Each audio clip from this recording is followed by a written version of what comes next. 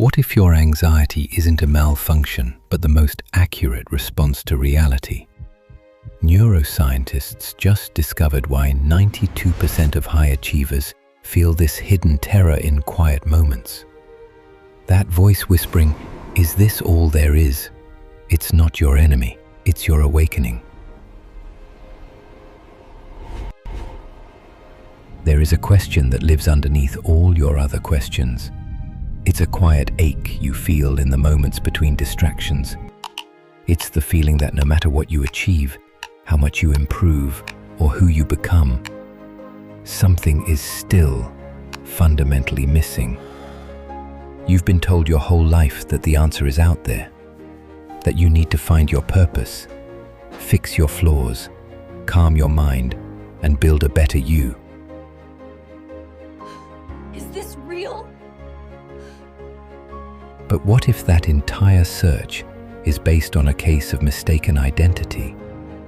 What if the one thing you've been desperately seeking is the one thing you've never, for a single moment, been without?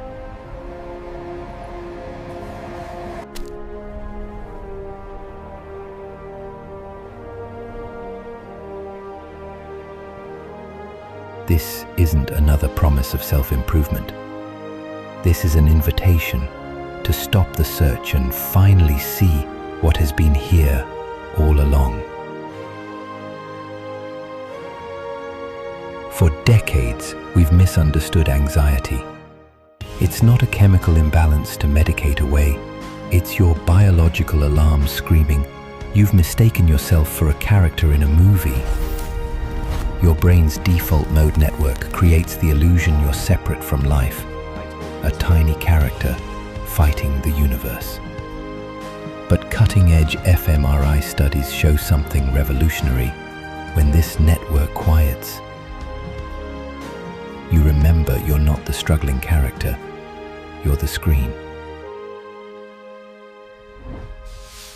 Let's be honest about what it feels like to be a person. It often feels like being a small, fragile I, trapped inside a busy, noisy head.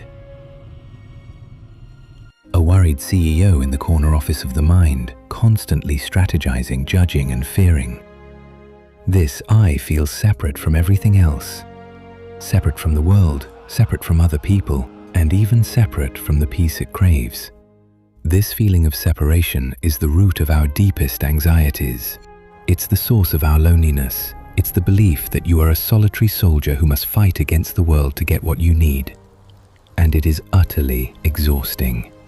Because you've noticed, haven't you, that even when you win the battle, the war inside never seems to end. So we try to escape the prison, we read the books, we do the workshops, we try to be more mindful, more positive. We try to kill the ego, to silence the mind. We treat our own inner world as a problem to be solved.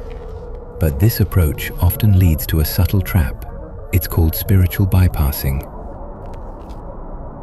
It's when we use spiritual-sounding ideas to avoid our own messy, difficult human experience. We tell ourselves, "I am just the observer," while inside we are screaming in pain.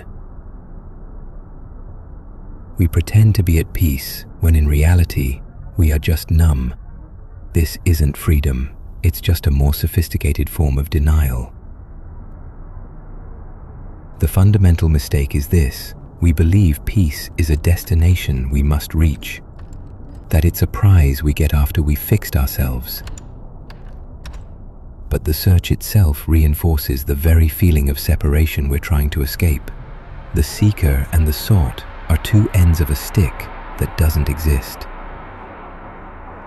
So let's stop trying to escape.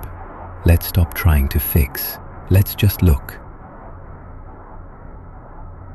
This changes everything. When you stop fighting life as a separate me, something extraordinary happens. Action becomes effortless, decisions clarify. That heavy loneliness, it dissolves when you realize you're not in the universe. You are the universe experiencing itself. Studies at Johns Hopkins show this state reduces stress hormones by 68%. Why? When the separate self illusion drops, your brain stops fighting reality. Here is the first secret. Imagine your life is a movie. It has everything. Drama, comedy, tragedy, moments of breathtaking beauty and moments of unbearable pain. There are villains and heroes, plot twists and long, boring scenes. For your entire life, you have believed that you are one of the characters in the movie. You've been identified with that character's story, their struggles, their hopes, their fears. I will not let fear control me. But what if you've made a mistake? You are not the character. You are not the story. You are the screen. The thoughts, the feelings, the sensations, the entire world, it all appears on you, plays out within you, but it is not what you are. The most violent, tragic movie doesn't burn the screen. The most beautiful love story doesn't change the screen. The screen allows every possible movie to happen, but it remains untouched, unchanged, always present, always whole. Can you feel that? The silent, open, aware space that is here, right now, before the next thought arises. That is you, not the you of your story, the real you. Here is the second secret. You have felt for so long like a single, separate wave, tossed about by the storms of life, terrified of crashing against the shore. You look at all the other waves and see them as separate from you. But this is the illusion. As the poet Rumi said, you are not a drop in the ocean. You are the entire ocean in a drop. You are not a wave separate from the water. You are the ocean temporarily taking the form of a wave. The same life, the same consciousness that is everything, is what you are. When this is truly felt, not just understood, the feeling of loneliness becomes impossible. How can the ocean be lonely? You are not in the universe. The universe is peopling. You are an expression of the whole, as natural and necessary as a star in the sky or a fruit on a tree. Your thoughts are like movie images. The screen never tries to control the drama. It effortlessly holds joy, tragedy, everything. Rest as that screen. The movie keeps playing. But now you're free.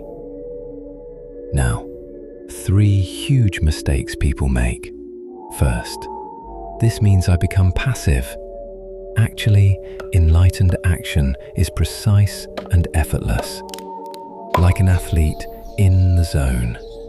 This realization is not the end of action, it is the beginning of intelligent action.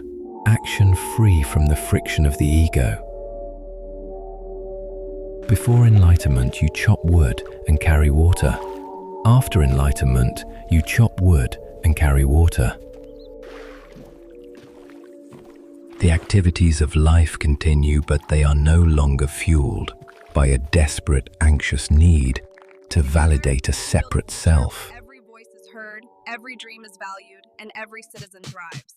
Action arises spontaneously from a place of clarity and presence to meet the needs of the moment.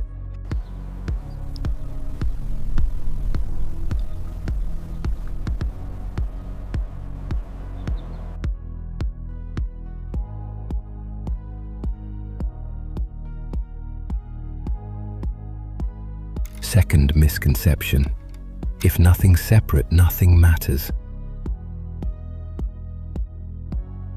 Nihilism is the opposite of this.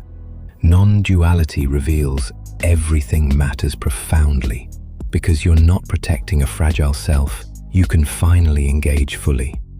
It is not the discovery that nothing is real. It is the discovery that everything is real. Everything is sacred.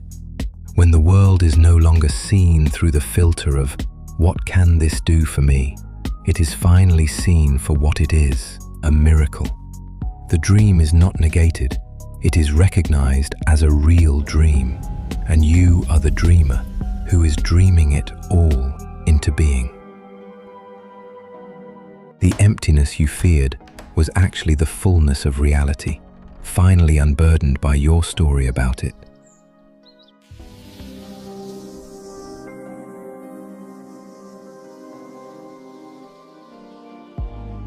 Third misconception: this is spiritual bypassing. Actually, true non-duality demands radical intimacy with anger, pain, all of it.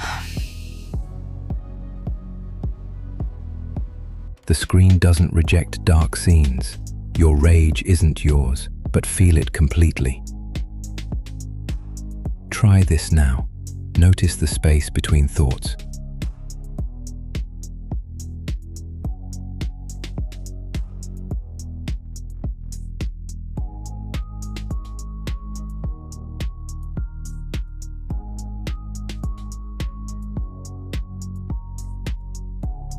That silent awareness, that's you. Thoughts about work appear. Watch them like clouds on the screen. The key isn't to empty the mind, but to recognize what's always present behind the noise. When scientists observe non-dual states, they see left-right brain harmony. The analytical mind stops fighting the intuitive heart. This isn't philosophy. It's your biological birthright. So, the journey is not about becoming someone new. It's not about adding anything to yourself. It is a journey of subtraction, a process of unlearning, of letting go of the exhausting, lifelong project of being a separate person.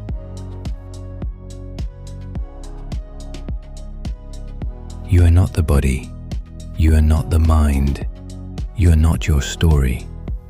You are the silent, aware space in which all of that is happening.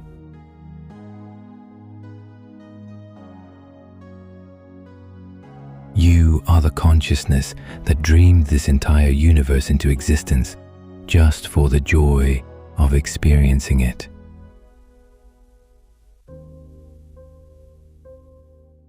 The peace you have been seeking is not at the end of some long, arduous path. It is the very ground you are standing on. It is the silence, listening to these words. Don't try to find it. Just be it. Everyone thinks they're living life. But if you slow down enough, you'll notice something that will change you forever. You're not living life. Life is living you. Every choice you've made, every person you've met, every coincidence has been choreographed without your input. Not because you're powerless, but because you were never the you making the decisions. The you think you are is like the voiceover in a nature documentary, describing a waterfall as it falls. The voice isn't making the water move, it's just narrating. And the universe has been flowing without that narration since before the first star lit up the dark. If you really get this, you'll never fear a wrong choice again, because the path you're on isn't yours, it's the path. You've been searching for alignment your whole life, trying to find your purpose, your calling, your true path. Here's the plot twist. You can't fall out of alignment. It's literally impossible.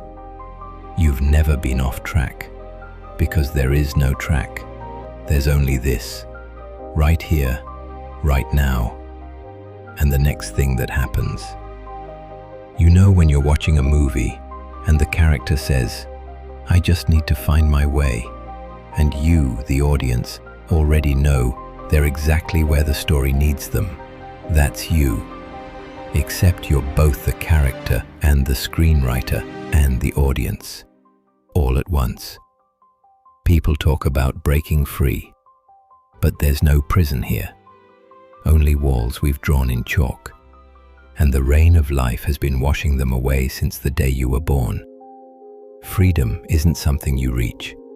It's what's left when you stop pretending you're trapped.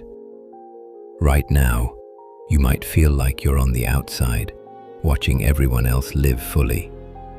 But look closer. There is no outside. Every breath, every sound, every heartbeat, it's all part of you. You're not a piece of life, you're the whole painting. If you think this means nothing matters, you've missed it.